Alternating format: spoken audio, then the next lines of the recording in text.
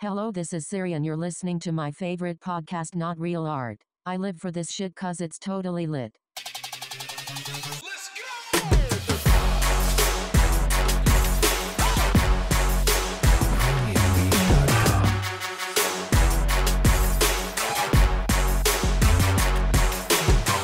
Greetings, artists and art lovers. Welcome to Not Real Art, Siri's favorite creative culture podcast.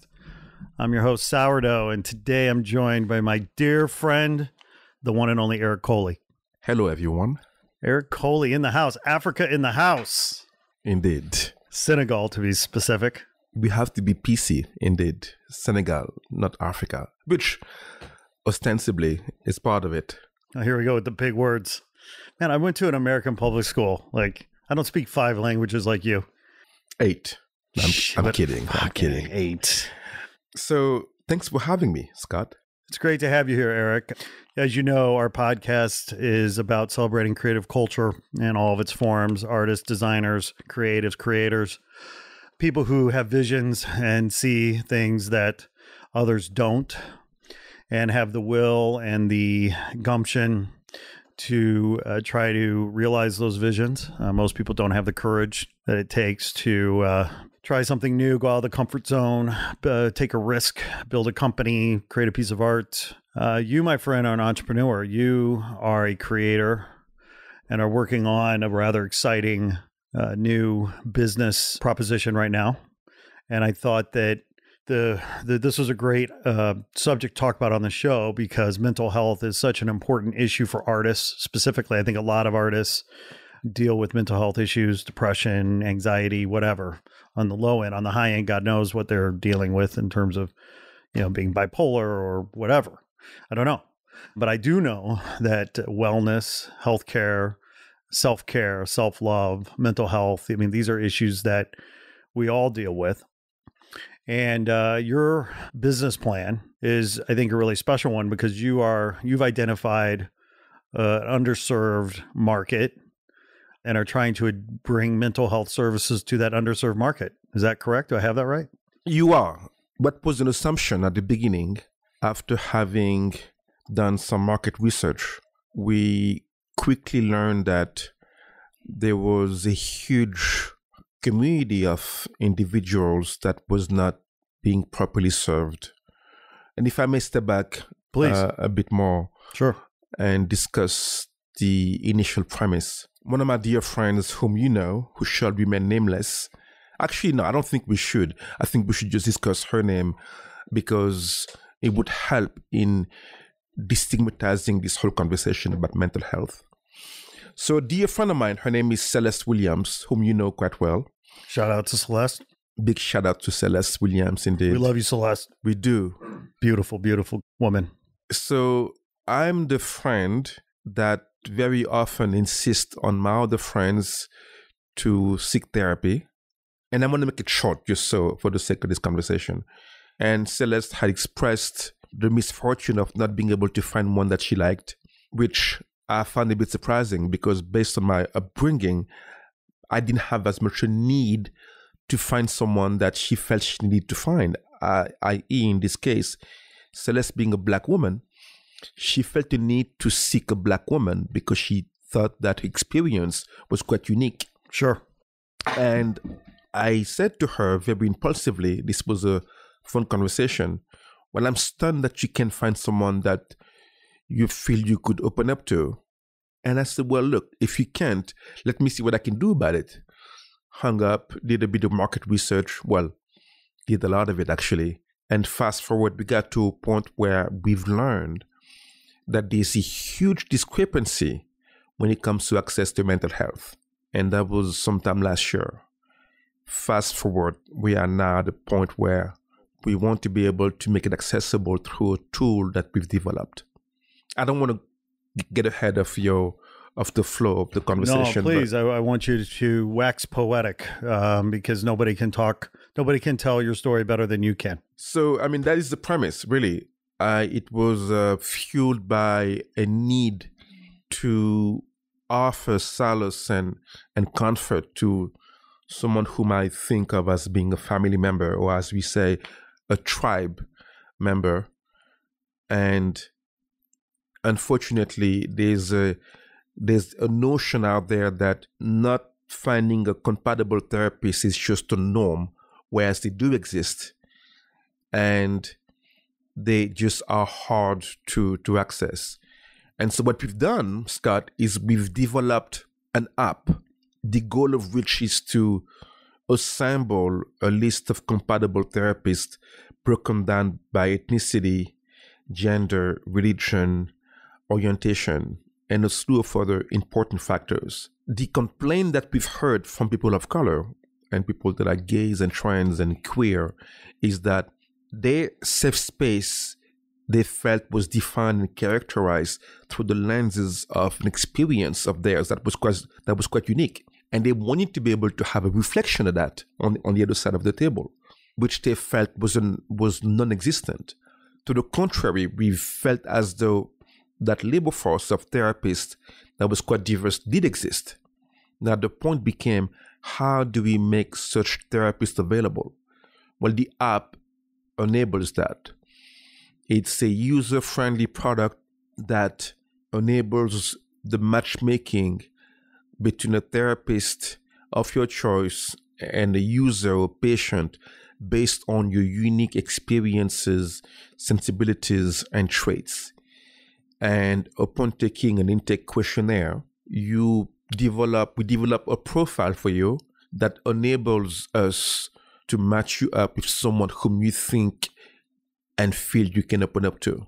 And the overall goal for us is to create a form of healing, a platform where people who otherwise have already been neglected by society because they happen to be a minority or a double minority ought to have their voices be heard and honored. And that's what this app does. The app's name is called AYANA. How is that spelled? Which it's spelled AYANA. Okay. And AYANA is a term that originates from the Bengali language, which is a region out of Bengal in East India. And AYANA means a mirror. And we've picked that because reflection matters. Reflection of your values matters. If therapy is defined as a notion of compassion, oftentimes compassion exists if I'm able to see you and feel you and understand you. And we don't feel as though therapy is a privilege. It is a right.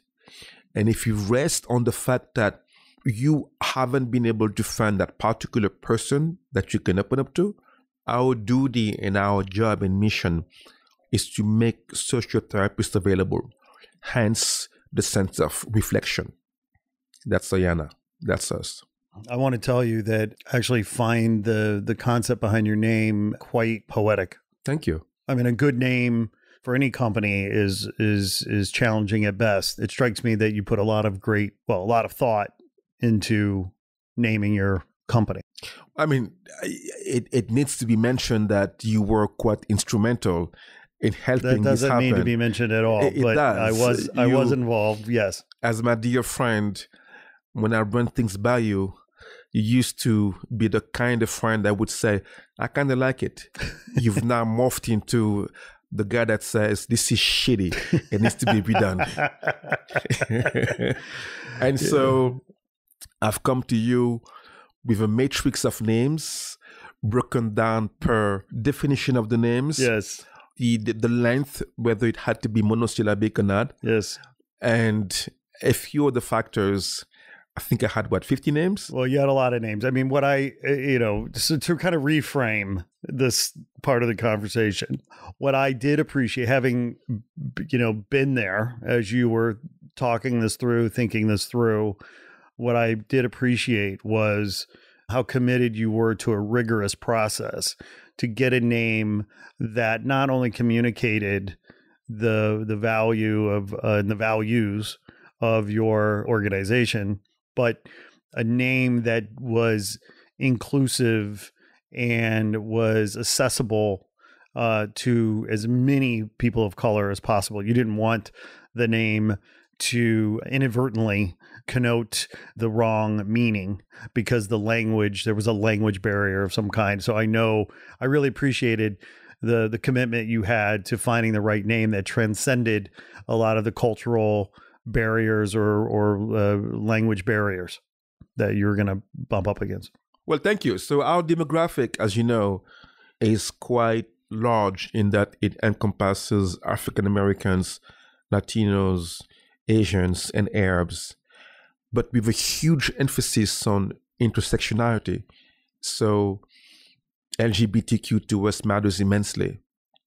And to be able to find a name that would encompass all these very various, uniquely defined ethnicities and group of people, the name had to not only be able to speak of the mission, but also, given the known version of our demographic, we had to also make sure that the name would not be at all threatening. The name would be seen as a way to somewhat disarm and make comfortable people who otherwise would seek therapy as something that they would be very uncomfortable with.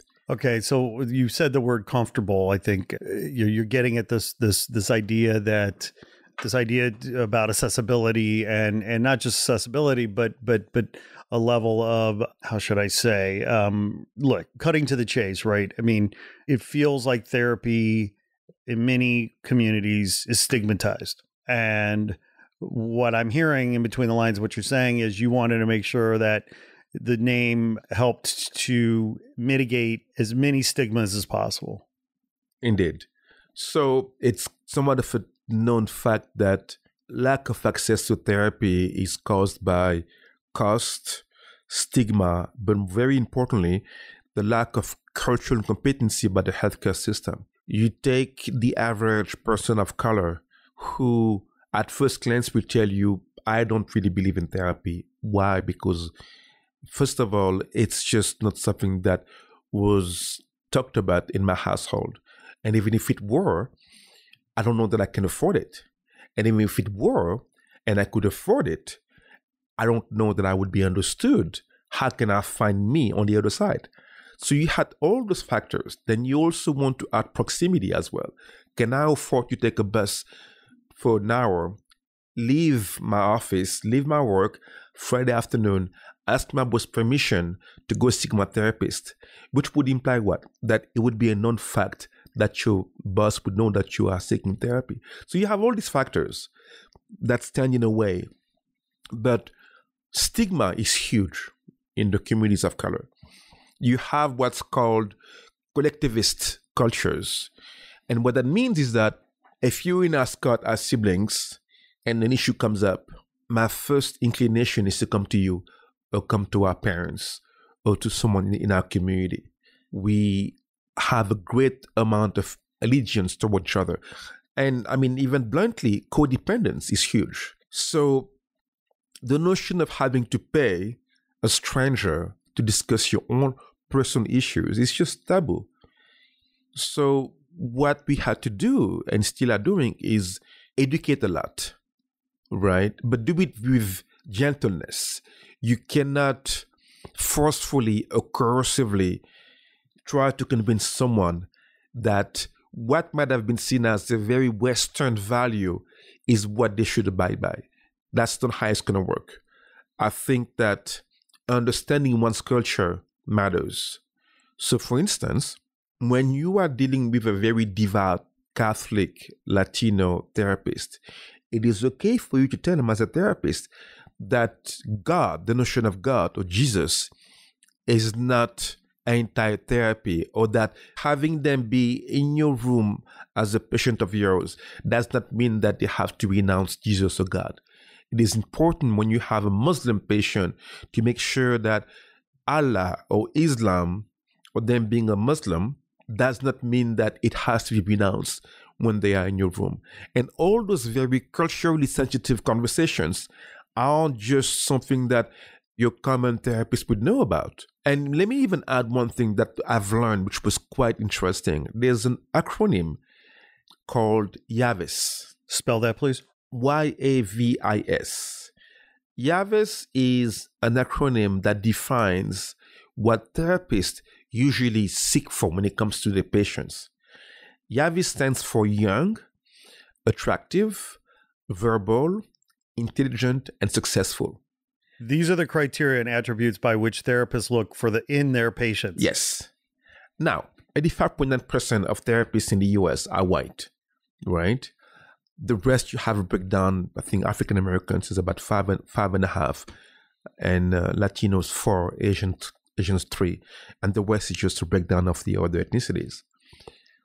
If I'm a well-intentioned white therapist and I abide by that, I must ostensibly be looking for someone who reminds me of myself because I'm also well-educated. And we all have biases, right? We all have default biases. And so you have all these factors combined that make it hard for someone of color, someone who's a minority, to even be seen properly. There were studies that prove the fact that when someone looks for a therapist after having canvassed a website for days and days and days, if he calls 15 to 20 therapists, the odds of getting a phone call back is 20%, right? Other studies were done. If the person sounded quote-unquote black, had an accent, a quote-unquote black accent, the odds of being called back were about 5%. So, again, you don't want to do therapy, first phase. Second phase, you do want to do it. Third phase, you find a way to do it, though cost is an issue. Fourth phase, you do it, you look for someone that you can find. One, because they can see you properly. But before you even get there, you won't even get a call back. So what the app does, it circumvents all these issues, right? It enables a matching that is immediate between you and someone whom you think you can open up yourself to. So to circle back to your question, yes, stigma is a huge issue. Cost as well. And the fact that not enough therapists that are mostly white don't have what we call cultural competency. Well, I think cultural competency is rare in Western medicine, period. True. Right? True. So, I mean, and we know this, right? So the minorities are seen to be a majority, right? And so we are not having to play catch up. But if you go deeper inside this conversation, you also realize that the lack of access to education is such that if we abide by the notion that if I'm a black person who's gay, I'd rather see a black person who's gay as my provider, but that black person hasn't had access to education as much as he would have had he been white. So even though there's going to be a majority made of the prior minorities, there still won't be enough of those providers to serve those people. Now, I also want to make sure that we stay away from the belief that having someone that looks like you, resembles you, and reminds you of your values is whom you have to be able to speak to be comfortable. Sure. That is not the conversation. Sure. What we're saying is you should have the option to. Yes. Right? Or else it's called privilege. Choice. It's called choice. Thank you. Right. Right? Far from us the need to exude the notion that reflection is what must be there for you to be able to heal. Now, what we're saying is if that is what your belief is, then you should be able to have it because we know that access to it is possible. And that's what we aim to achieve. Look, I mean, I get it personally. I mean, at the end of the day, like it feels really practical, right? Like I want any of my medical care providers to get me. And I'll give you a personal example. Sure. I changed medical providers not too long ago, right? I went from a company called Kaiser Permanente, which is an integrated model, to a fee-for-service model. So my primary care physician at Kaiser Permanente had retired. I had changed jobs. Therefore, I changed insurance. I go to One Medical, which is they call it concierge medicine. And I go there with Cigna insurance. And I go to see my primary care physician for the first time. I knew my new doc, right? So I go, and I'm 48, right? And I'm waiting in the room. And in the medical office, my doctor's degrees from Cornell are on the wall there. Now, Cornell's a damn good school, right? Okay, feeling good about his education. Door opens, in walks this young white guy who was maybe 35. For the first time in my life, I realized that my doctor is younger than me. My whole life, I had always had older physicians with gray hair, basically. And I saw this doctor many times. And in all candor, never felt comfortable that this young doctor really understood where I was coming from as a 46-year-old guy at the time.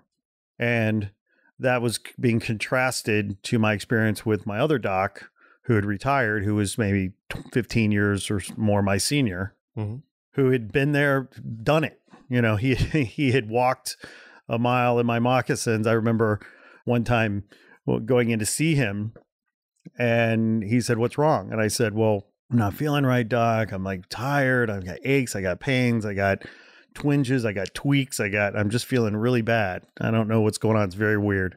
So this doc says to me, "How old are you again?" So, yeah. I said, "Well, I just turned 41. And he just looks at me with this like look and he goes, "Welcome to your 40s, pal. Get the hell out of here." Right. And it just made me laugh because he was so right. Okay. Like, I'm 41, feeling weird, never felt these little aches and pains and whatever.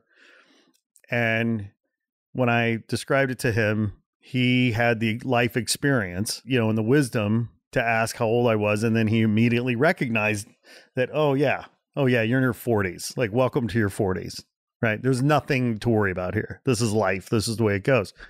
Now, that 30-something doctor arguably would not have that level of experience, life experience, to have that context in which to give me competent care in that way, that culturally competent care, right?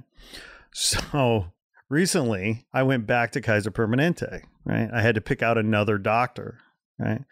And so I called them as a new member and they're asking me, you know, about my needs and, you know, what kind of doc I was looking for. And I said, "Well, I need a primary care physician." I said, "But here's the thing. I want the oldest doctor that you have." Like, if this doctor doesn't have gray hair, I don't want them. You know, sounds funny, but it's true. Like, I absolutely wanted a doctor that gave me a sense of understanding and trust and patience and wisdom that comes with seeing yourself, or at least that they could see me and see the whole me. Sure. Right. Sure. And so that's a personal example within kind of my primary care that, you know, as we think about how it extrapolates out into other aspects of care. And, you know, I can see how your app would be so important for matching people who are seeking care with people who can deliver care that is relevant to them. Indeed. And it's about comfort. I mean, look, this is about also intimacy, right? I'm going to let you in on some of the most private parts of myself. Right. Whether it be emotional, psychological, physical, also biological or physiological as well. We like to loosely dub our brand as a match between Uber and online dating. When you go online dating, when you used to, Scott, back in the day, I have no idea what you're talking about. The goal, the business model is based on finding you the best potential match. It asks you about the socks that your mother wore last night. Bad joke. It asks you about questions that really, really matter. Its goal is to get to know you. Its success is based on how well have I been able to get to know Eric in order to give Eric the best possible match. Now, you have the competition that does online mental therapy, whose questionnaire, which is the first point of contact with a potential new user, whom for us is someone of color. Their questionnaires are so generic that it's code for majority, which is code for white people. And so there's not a need to make it as nuanced as it would need to be. So we have had to reframe ours.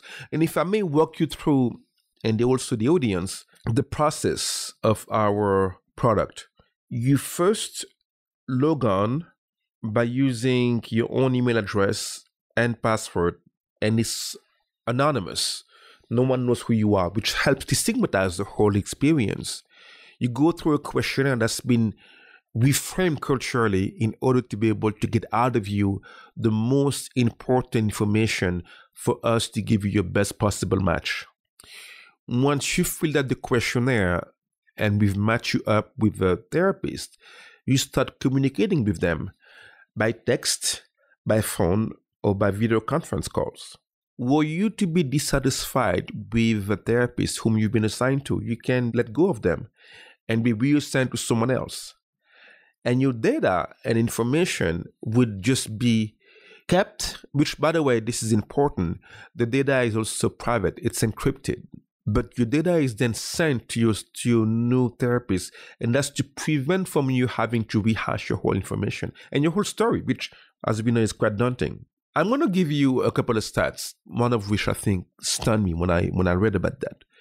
There were studies made that said that people of color, African Americans specifically, spend 3/4 of a therapy session discussing race. 3/4. This is when the notion of privilege comes up. And to take it back to our friend Celeste, when she said to me, Eric, I need a therapist who's like me, a black woman. My response was jokingly, well, that's strange. Mine was a Jewish woman last year. She goes, well, that's great, but I need a black woman. So I had to check myself, not being African American per se, that I had the privilege of not having to bring race into the conversation. When you walk into a room and 3/4 of your time is spent talking about an important part of life that shouldn't be nearly as important as it is, that requires honoring that moment. And so part of what we do is making sure that the other side of the table is meant to honor that very voice that you have. And if it requires having someone that looks like you, then we have to make it happen. Wow.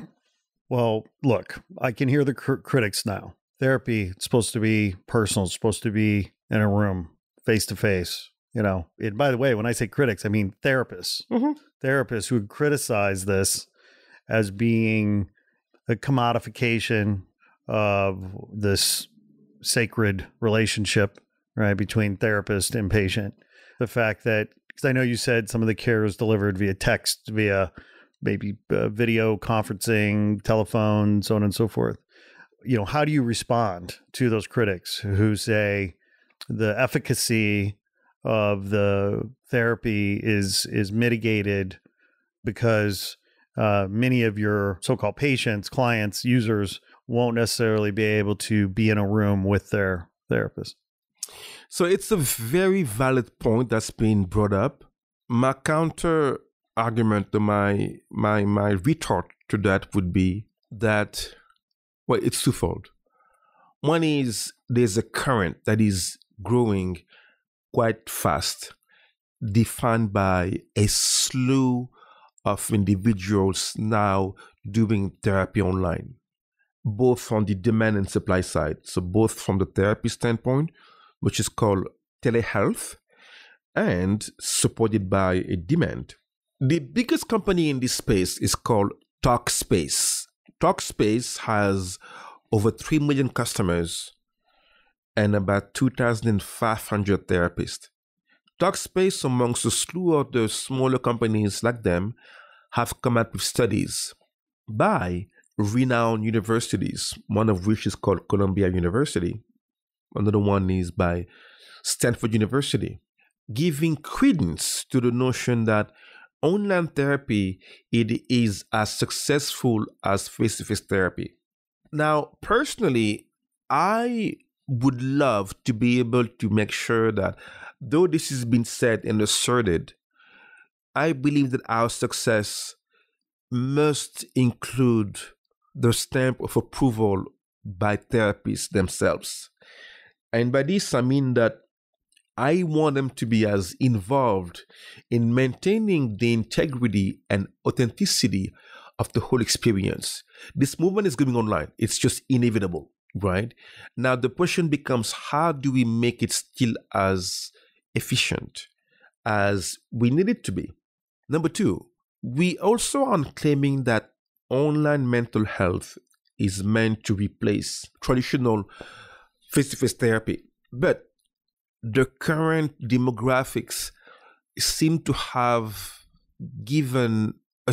shown huge amounts of comfort in doing therapy online.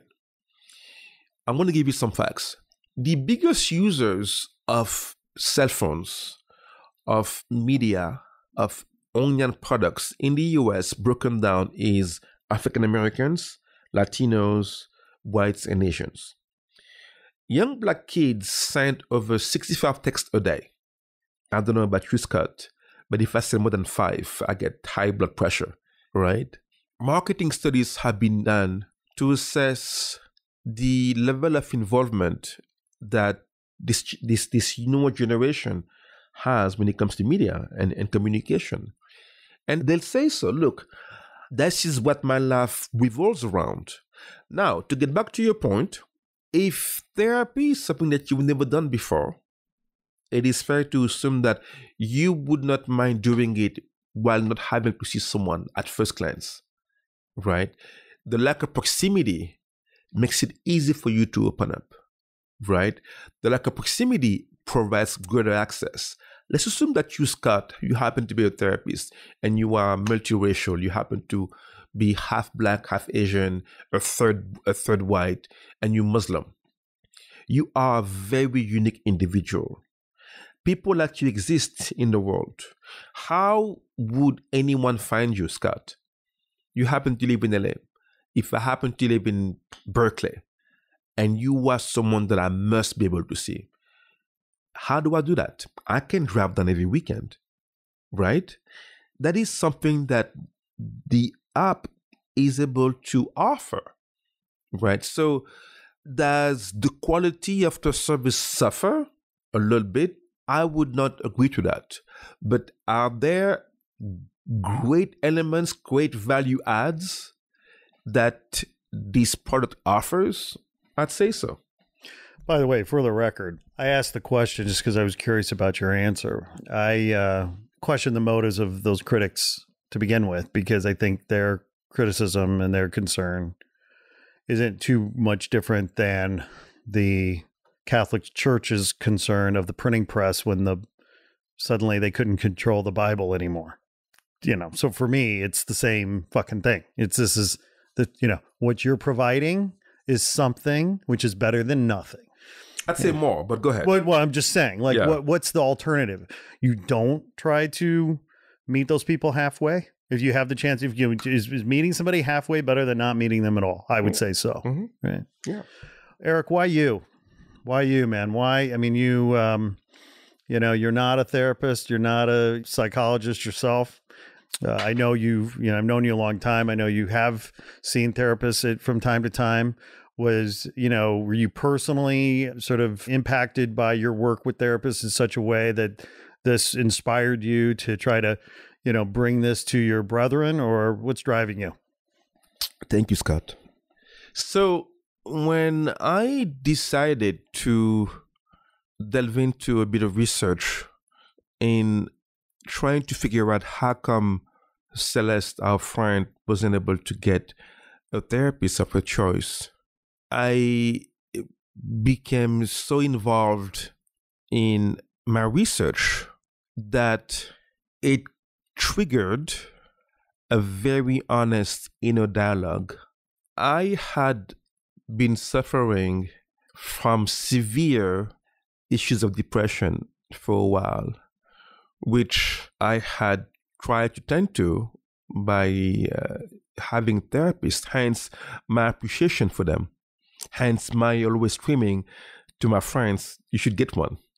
And the deeper I get into it, and as you know, I've read thousands of pages of research, and I said to myself, okay, so this is a chance for you to really, really, really get lost in this particular endeavor of yours and have it provoke transparency for the sake of a potential successful endeavor. And that transparency essentially demanded my being open and discussing my mental challenges.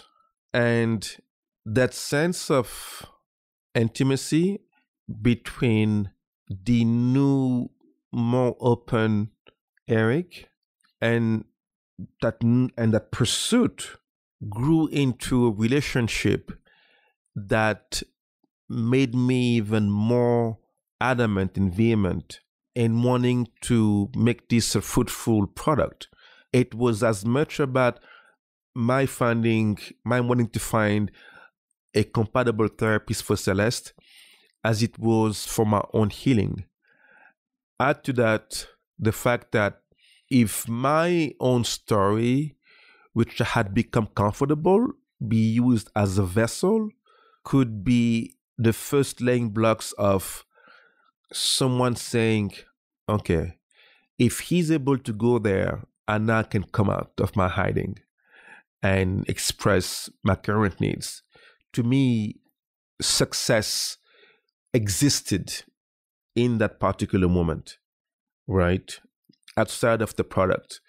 If my being comfortable and quite vulnerable and discussing my own issues could be seen as a trigger to your being comfortable discussing yours, I don't know what other gifts can life offer you. It sounds like what you're saying is that you may very well even become a spokesperson for your own organization because as a user of mental health services, you want to help, evangelize and have hopefully be that example. People see themselves in you. You are a mirror as well. That's well said. That's actually a good epiphany. If I may steal the shit from you, actually, I don't need permission. I'm going to take it from you. Bill's in the mail. But so by what we would call transitivity, right? The product is a mirror between therapists and our users, but I myself, who's behind the creation of the product, I'm willing to be a vessel to have the story went through, and also, to your point, be the mirror for that particular user. So yes, so to answer your question, I believe that one of the most sought after things in life is passion, which I know you know very well.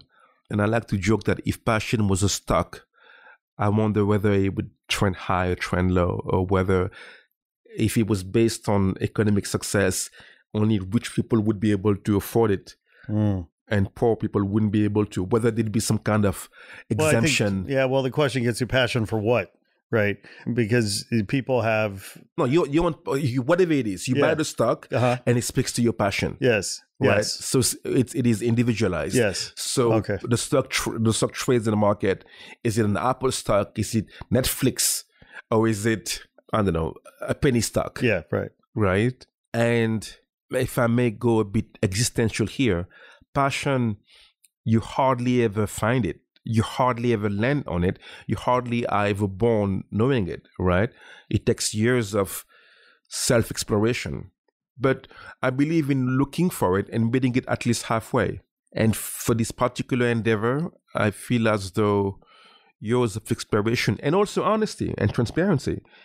Because I think it took me years to even sit on this podcast discussing this, though you're my boy. Okay. Can't believe I'm doing this actually. But it's not about me, is it? Right? It's not about me. It is about, Eric, if you're being transparent because you have a product that could be made popular, if that can give access to healing to strangers around you that you may never meet, if it's not success, then what is success? Well, it's fascinating because, everybody's on their own journey. Everybody has their, shit that they're dealing with, whatever. Everybody handles that shit differently. I've known you a long time, and there are private people and there are proud people. You have been both of those for a very long time. And I think part of what's interesting to watch your journey is the decoupling, because pride is an important thing. We all want pride, but to the extent that pride becomes a barrier to health or self-care, self-love, what have you, it's fine to be private, right? It's fine. It's fine. Privacy is I think at an all-time premium these days, right? And certainly between the relationship of the therapist and the patient, that's supposed to be a sacred relationship, a very private one, obviously. And I just, for the listeners who are grappling with mental health issues and using you as a mirror, as a, strong Senegalese immigrant to this country who comes from a very proud heritage, of education, of empowerment, of grace and class and what have you.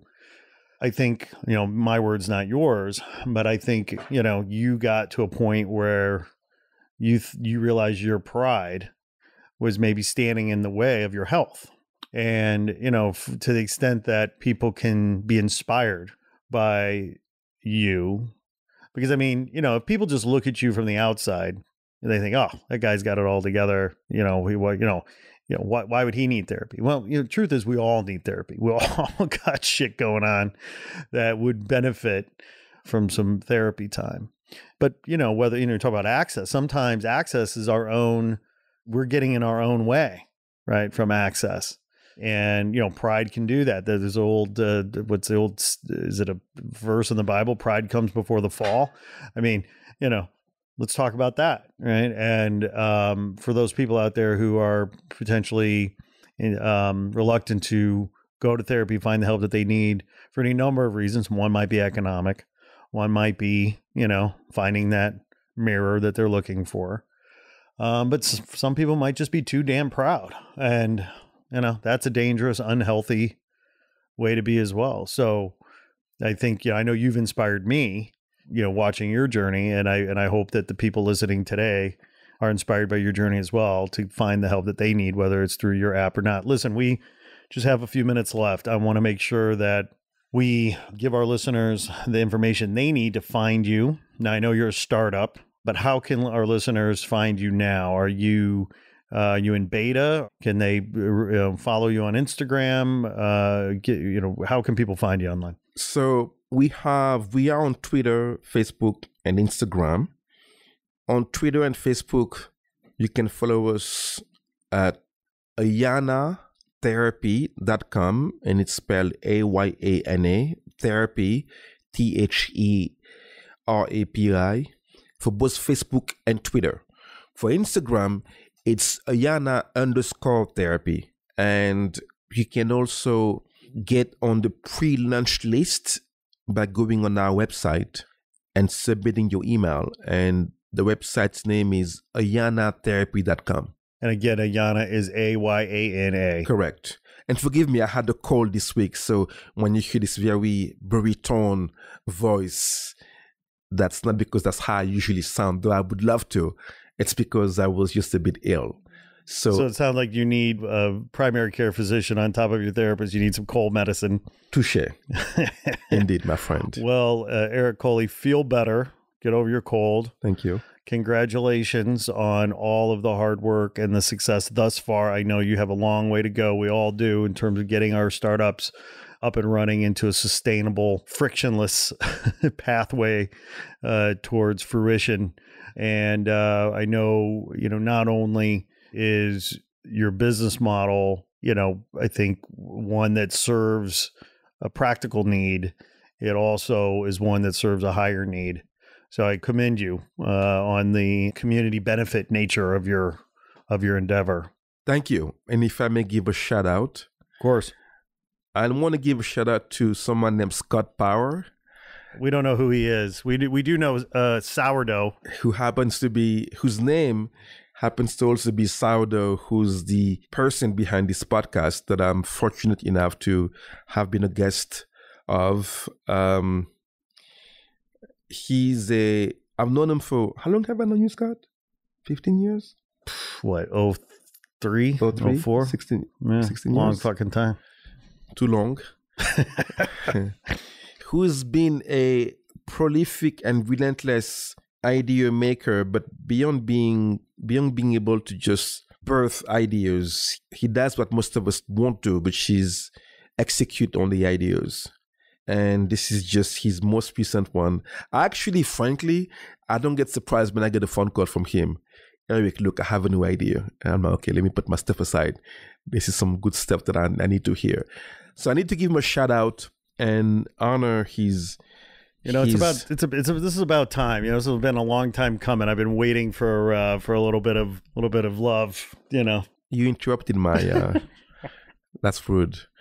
So, essentially, just to recap, I think it's important to praise. I don't even like the word praising. It's just acknowledging, actually, right? Acknowledging people's dedication to a better version of themselves, to an unwillingness to just sit around and not question things around you, but being willing to go beyond questioning them, but also being able to identify a need and having the courage and discipline to study and assess the feasibility of that particular effort and need, and then just go forward and literally be so comfortable with failing that it no longer becomes something that you even think about. And my man over here, Scott Edwin Power, aka Sourdough, has been behind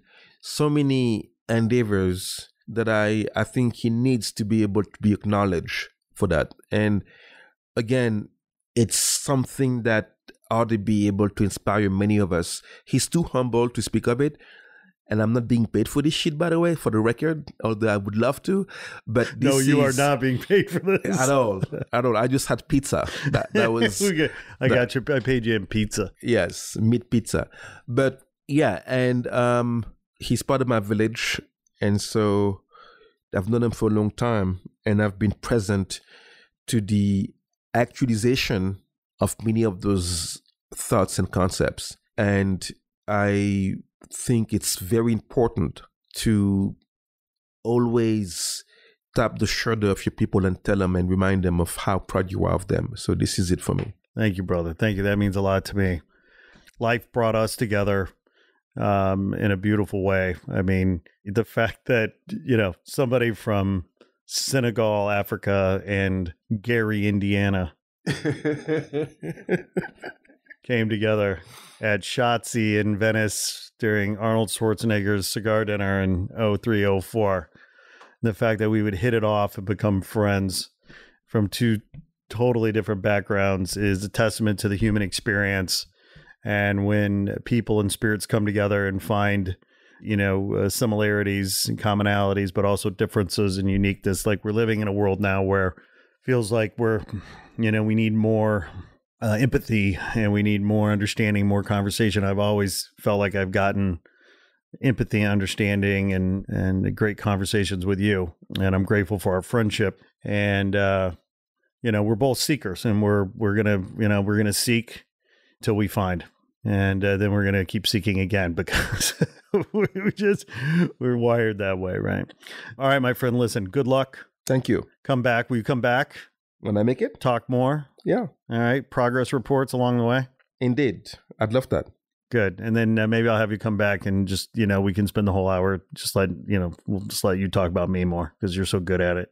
Look, are the 4 minutes up? Yes, we got to run. Okay. That's it, ladies and gentlemen. Eric Coly from AYANA. Thank you, guys. Cheers. Cheers. We're over and out. Thanks for tuning in.